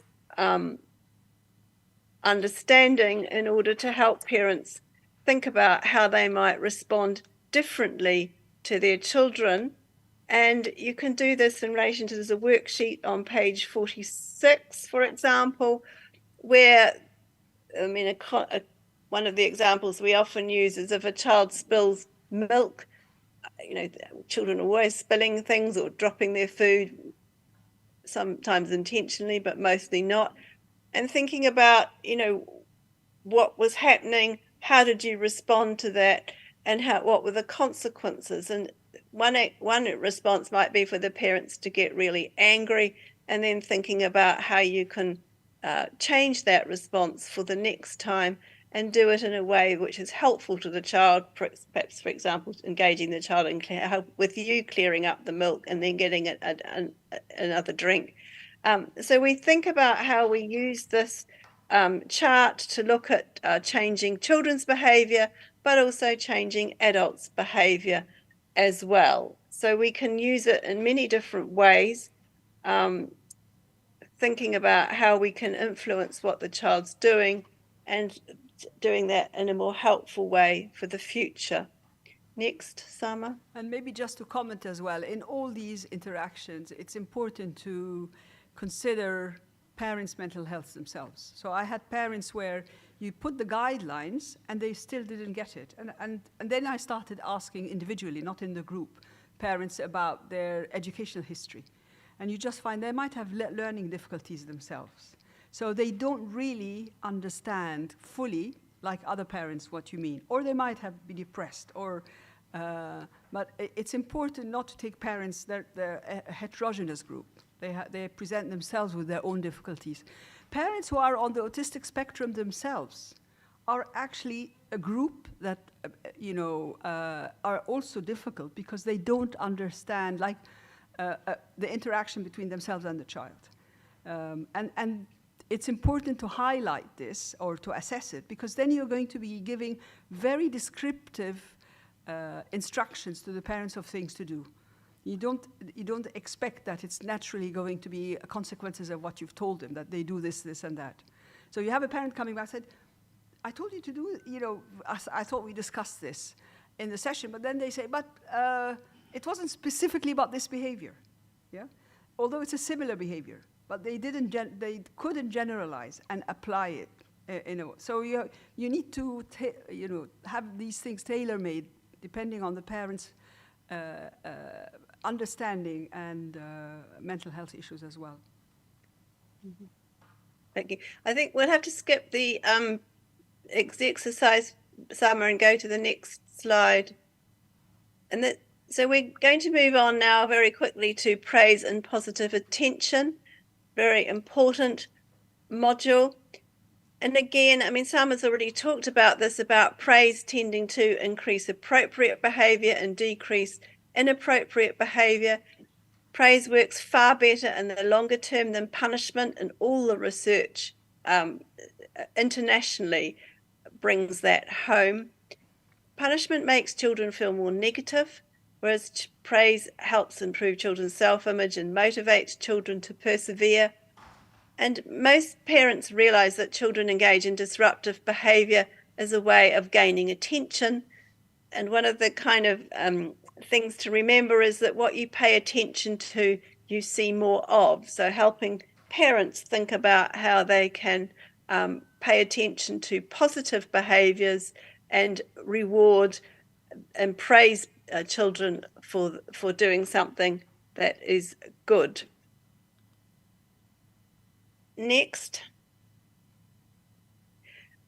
Again, we have a number of different resources, and if you turn to page 47 in your book, there are examples of how parents can be helped to praise by thinking about different tips. For example, attaching specific behaviors so the child learns what's valued. I like the way you put your toys away. I like the way you're helpful to your sister. For example, not then you avoid saying, good job putting your shoes away. Why can't you always do that? I have to say that's something my mother was very good at. So she hadn't been on the positive parenting course, I don't think. We really need to make sure that we stick to giving praise and not adding a rider which has a negative connotation. There's a praise chart which is on page 48, which encourages parents to praise their children, to be aware of what they're doing in terms of praising the child, and to record that and then say what they noticed. So it means that parents are focusing on praising and responding to positive behaviors, and then they will get much more aware. I mean, Sama talked before about parents who might come saying the child does nothing that's positive. Well, it's hard to believe that children do nothing in a whole week that's not positive. So you want to think about encouraging parents to actively solicit situations that they've noticed and then that they praise. Next. Another one that I particularly like also is in relation to attention and ignoring. I think the concept of active ignoring is a really very helpful one. Page 49 of your module sets that out. Next slide. Again, it's good to have all of those things. So, thinking about why would we want to encourage parents to ignore children's behavior, bearing in mind that we pay attention to those behaviors we want to see more of. So thinking about behaviors can be lessened in strength or frequency by ignoring them. And if children continue to behave in negative behaviors but receive no reinforcement or attention, their behavior will soon decrease. So it's a very good way of thinking about how to encourage children to behave in a way that you want to see, that's positive and helpful. So examples that come around thinking about behaviors that you might want to ignore, for example, children whining or complaining. Parents find that particularly irritating, especially when they're really busy, they're trying to cook the meal or do something that means they're very busy, and children whining is irritating. So we're talking about ignoring the behavior, but not ignoring the child. So you want to ignore negative behaviors, and there's a list on page 49 of the sorts of things that you might want to ignore: fussiness, complaining, pouting, grumpiness, talking back, and that's one that particularly gets parents cross, making noises, mild arguing, particularly between siblings. So some of the examples of things you would ignore, but as page 49 says, you don't use active ignoring for things which are serious, such as hitting, slapping, or pinching others, throwing or breaking things. So basically causing damage or hurt to other people. So thinking about what's appropriate to ignore and what's not. Also important to actively look for opportunities to reward positive attention, and that's why thinking about giving praise comes first before the act of ignoring. And just examples of don't get drawn into arguing, scolding, or even talking to the child when they're doing something annoying, which is giving attention. Don't get angry in any way. Don't make eye contact or glance at the child other than briefly to make sure they're safe, not doing anything it's going to cause harm. So getting absorbed in some activity, but keeping alert to the behavior, stopping, so that you can then give positive attention immediately. That means you're always monitoring what the child is doing, ready to respond positively to positive behaviors. And also to be very aware that sometimes when you first ignore for the time, the children try even harder to get your attention. So you have to be quite robust about behaviors that you're going to ignore and continue to ignore. And there is some help in relation to how to help parents and how to give them some guidance in that, and also how to give them some sort of reinforcement, I suppose, in terms of active ignoring on pages 50 through to 52, where you can sort of help coach parents to ignore certain behaviors that their children might do, which are very annoying or attention seeking, but thinking about how they might do that in a constructive, non-punitive way. Next. And I think maybe just to add to this, Jenny, is I always tell parents, catch your the children when they're good. Yeah, it's actually much easier to try to interact when they're misbehaving.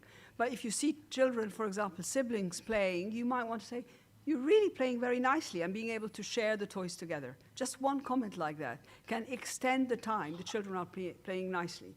And the other important one is also if you see them getting bored or they're on the verge of having a fight, try to intervene before that happens, before the hitting happens. So it's a skill that parents can develop also. The fourth module is around giving effective instructions, and I think this is really important, and particularly for children who've perhaps got some neurodevelopmental issues. Important to be clear and simple in what you're asking, and not to give a whole raft of instructions all at the same time.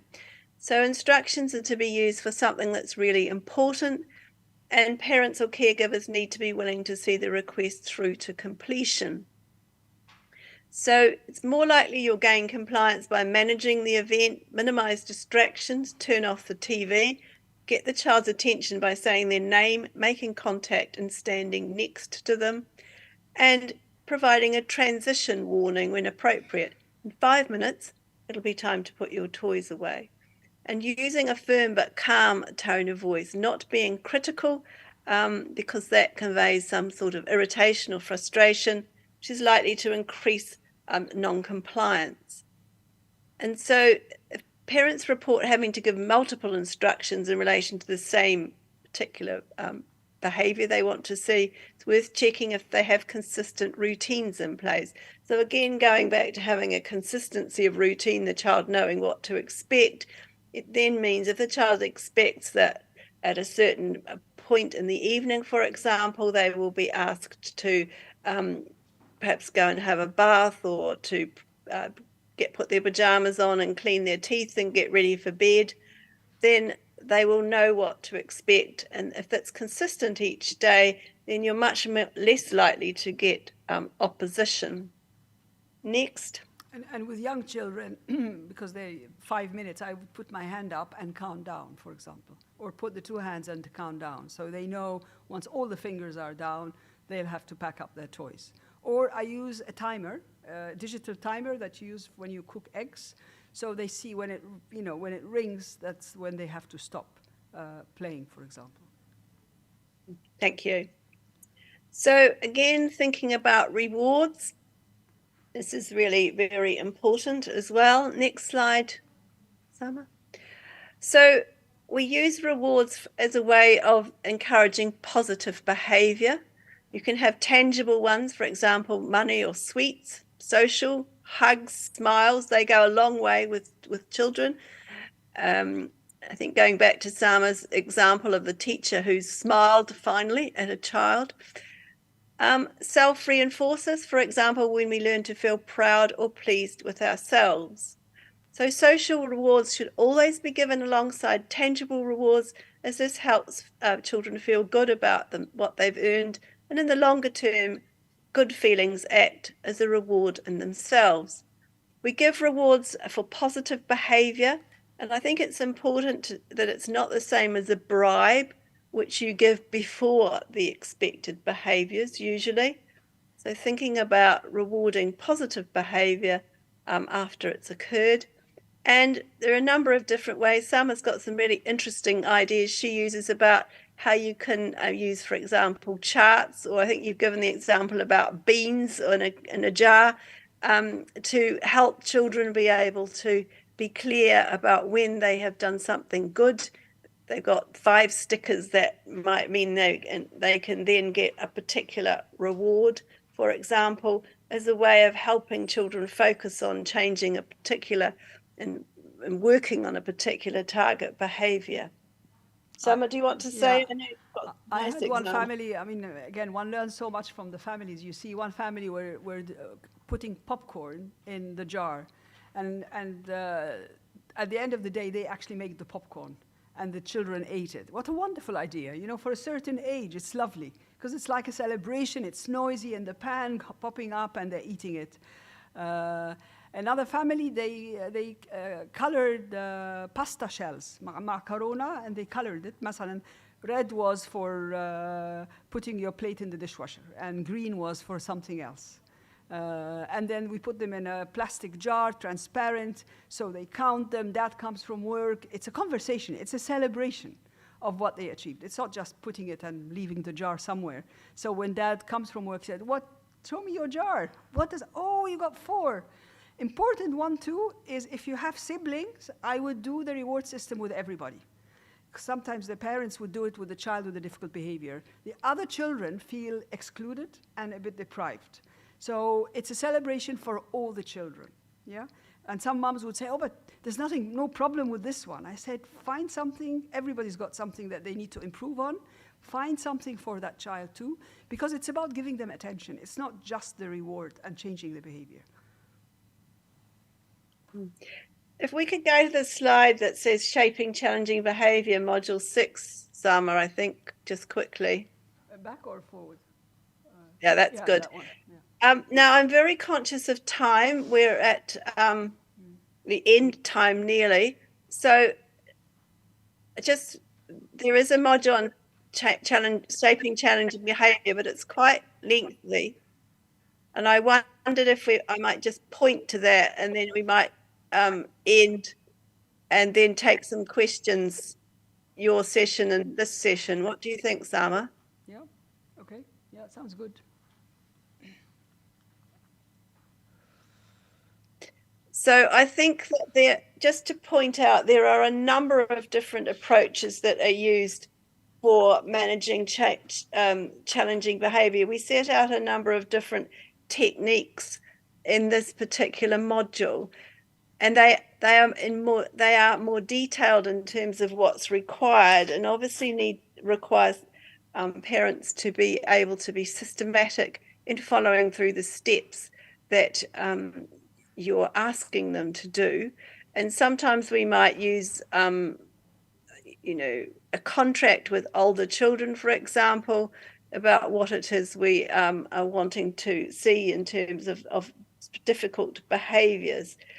But I just am very conscious of the time, so I think I'm going to need to leave people to read that module and to think about it in terms of their own work, because we won't be able to finish on time if we go through it all. Is that okay, Sama? Yes, yeah. Okay. So if you want to go to the end, we'll ask people to fill in their evaluation sheets.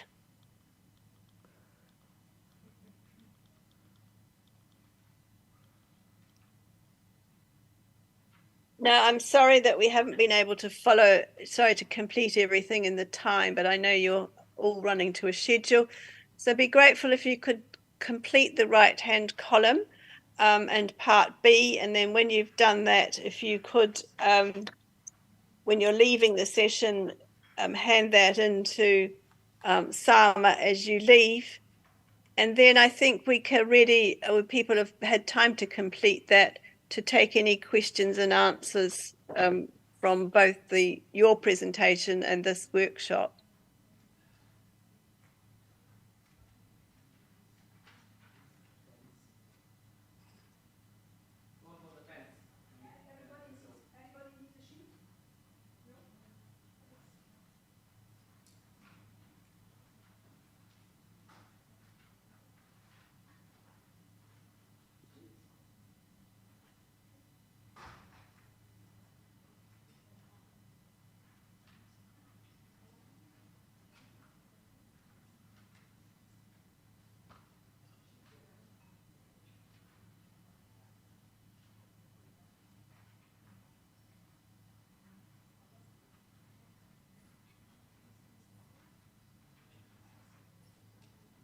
Tamara, I'll need to rely on you when people have finished.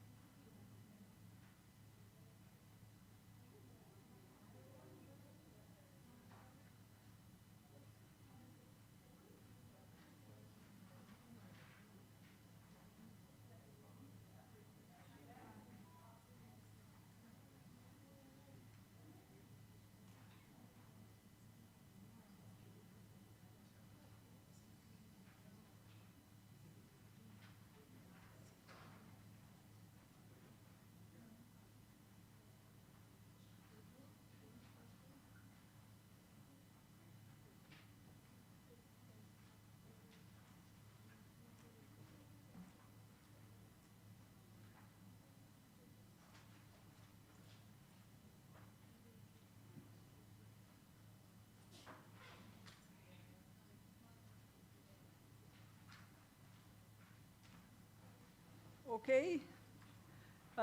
Questions? Where's the microphone? أي أسئلة سواء بالعربي أو بالإنجليزي اللي يريحكم أنا ممكن أترجم. Questions? Okay. First one. I'm sorry. It was wonderful. Thank you. And the manual is extremely helpful, really, for the practitioners. And you're giving the tools into somebody's hands. I really love that. I have a question. Did you ever had a kid with ADHD but a mom with OCD? And how did you handle the situation? Because I think it's tough to actually implement what you're saying once the mom also have, or the dad, one of the parents have maybe OCD and the kids have ADHD. How that works out? Yeah, you have to take all these things into account. I had parents where both the parent and the child had OCD, and then parents where the parent and the child had ADHD, or different, like ADHD and so. For example, actually, I had a mother who had OCD, and she was a lawyer. I remember her so well. She was an Italian lawyer, and when in her son's room, the toys had to be all put according to categories. So the cars will be in one box. The little men they played with were in one box, and the boy wanted to play freely with his toys, but mom was very OCD in her, in her making the rules about what's in his room, how to put things. So I had to help the mom as well with her OCD, because it does have impact on the child, definitely, in his play, in his interaction with her. You just have to understand where the mother is coming from, and maybe help her with some CBT strategies as well regarding her OCD.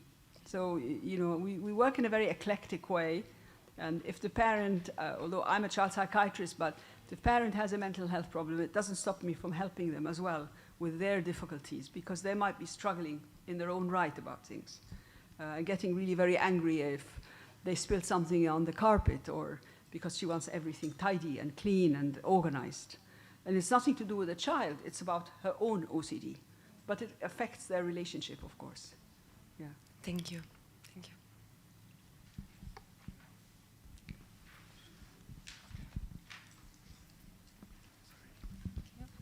Hello, thank you for the presentation.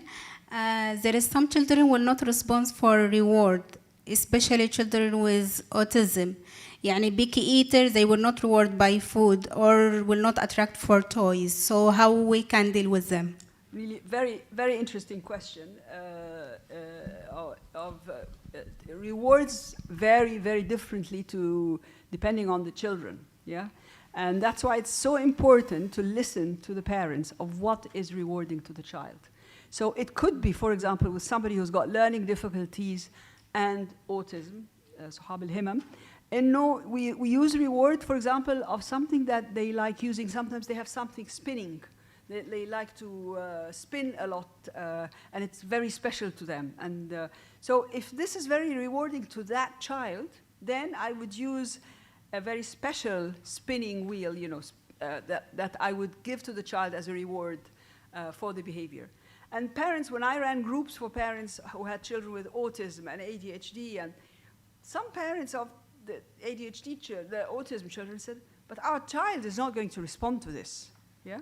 And it is important to listen, to see what is it that's rewarding to them, and what are the issues. Taban, the other things about children with autism, for example, they like structure and routine, and you need to tell them things in advance. You can't just change, for example, the schedule of the day just like that, to say we're going out now, because they haven't planned it.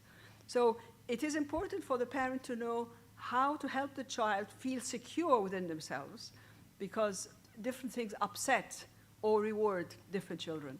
So you have to understand the children themselves and where they are coming from.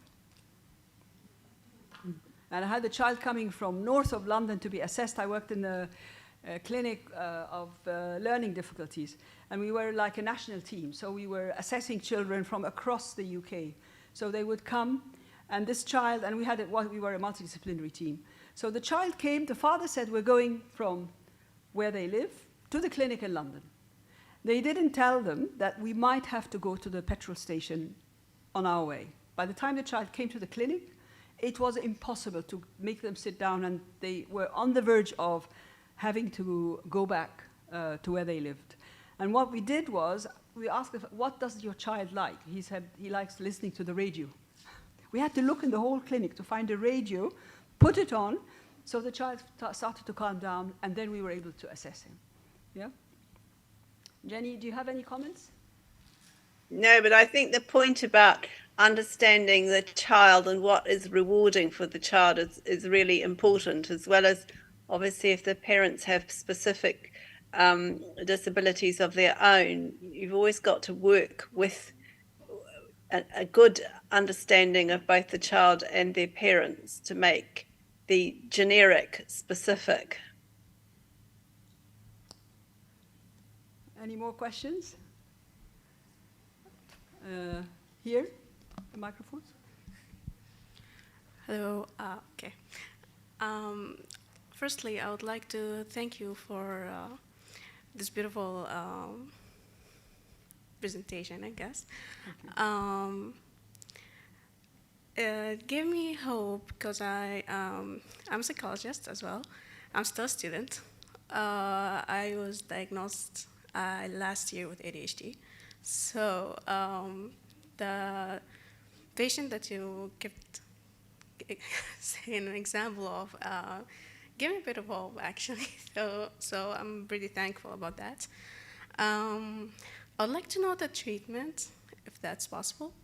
And I would also like to ask about if there is how to deal with difficult parents in general, if they are like very much against treatment with difficult children. Right. Yeah. Thank you. Thank you for the question. A wonderful audience, really. It's such a pleasure to be here. Now, regarding ADHD, yes, I think it's never too late to treat ADHD. And as I said, the most rewarding thing is like sometimes I have such a busy, hard day, and then you find one parent or an adult saying, they got promoted at work because they did so well. There's nothing more, more rewarding than finding the effect on individuals. That is. So I would, I would see a professional for that. And what was the other question? Difficult parents, yeah. Sorry? Dealing with difficult parents. Dealing with difficult parents, actually. Yeah. Yes, dealing with difficult parents. It's sometimes a challenge, a real challenge, because you have to learn not to take it personal. And I found in my practice, for example, on one occasion, the father or the mother said, "Do you have children?" It's almost like trying to challenge me that, that was when I was young. But you do have children, you know, and you think you're cornered. You're become like a person, you know. Part of us is a medical person and a clinician, but part of us is also a person. And so it's important not to get on the personal level with the parent, to say, yes, I'm married, or I'm not married, that's none of your business, you know. This is the wrong approach. You might want to say, this is not relevant for our for interview now, and I'd like to touch on other things. So I'm not insulting them, but I'm also going back to my agenda. And that's a skill. You know, when you're young, it's difficult, and you take it personal, but when you start to have skills about that, you deal with it in a different way. And I had parents where they threatened me in the clinic. You know, one parent said, and I knew he was a gang member. Where I worked in London, it was in Southwark. It's a rough area. So the father was a gang member, and he said, if my son has side effects on the medication, I will be standing here outside the clinic, and you don't know what's going to happen to you. And I was so scared, because I thought he could. You know, he can, if he has any side effects, he will actually come and stab me. It would not. So I called the professor from the Maudsley at the time, Professor Eric Taylor. I said, Eric, I told him I'll let a specialist, you know, Professor Eric Taylor is like the guru in ADHD, to give you his second opinion. So, and Eric, bless him, you know, he said, I'll come to you to the clinic, Sama. And I said, really?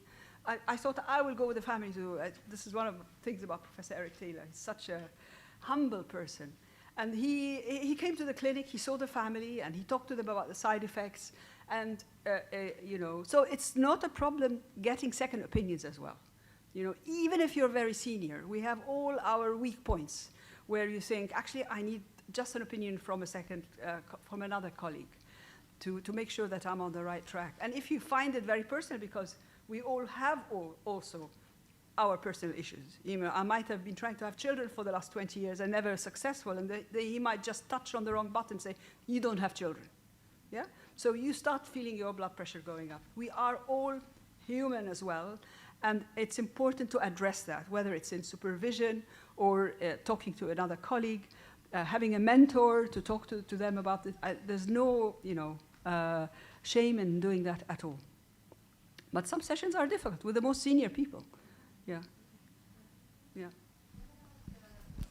Working in public services sometimes. Sorry? Working in public services, sometimes parents coming unwillingly. So they don't want to even make efforts in using the parenting styles. Like, for example, if I'm giving them the techniques and explaining to them and reviewing with them, they said, yeah, we tried that. And then when you investigate more, you find out that they didn't really do that. And they are not willing to make any efforts. How to deal with such parents? I think you need to win them. As much as we're talking about a reward system with the children, you need to also praise the parents for any. So when we have like these groups running once a week, and parents come back with the homework they did, and you might say, this was really good outcome in front of the other parents, right? So they get encouraged. They might be so negative about themselves because all what they experienced was negative stuff. They don't feel like they can do it, or nothing worked. But once you also start to give them that confidence that they actually are achieving, it starts using the parenting styles on them. Absolutely. Also. And we use it here. I'm going to get like an award now, I think. It's why are they doing this? Because, you know, because we as adults like to be awarded. Why do they do the Hollywood awards, you know? Because it is nice for actors to feel that they are getting an award. And they do it publicly, they televise it all over the world. And I have one of my slides in one of my talks. My father was a police general, but you have all the generals wearing their, you know, all the things that they got awarded for during their service, yeah? So whether it's in the army or in the police, because they are adults, they want to show, I got all these medals in my service, yeah? So adults need it as much as children do. Yeah. Thank you. Any more questions? Okay, if no more questions, then please give a round of applause to Dr. Sama Alabd and Jenny Gray. Thank you very, very much. I have been working for about 20 years in psychiatry, but clearly I have learned quite a few things today. So thank you very much. Yes, I think we do have some My award is coming. rewards. We all deserve this dopamine buzz at times, yes, so even as adults. On behalf of the organizing committee, I would ask you to hand over the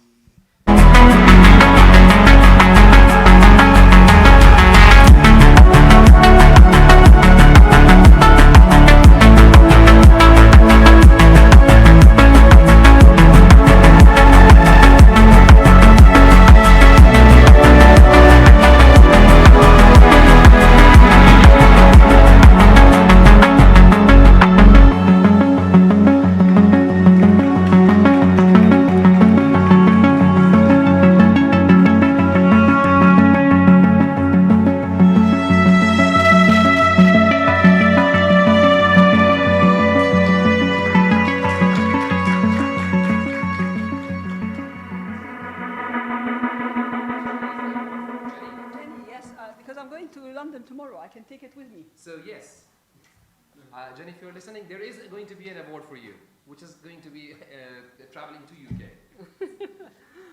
I'll bring it with me. Okay. Genuine thanks. Thank you very much, Dr. Sama. You're welcome. Thank you very much, Jenny. Thank you, Jenny. Thank you. Thank you. Thank you very much. Take care.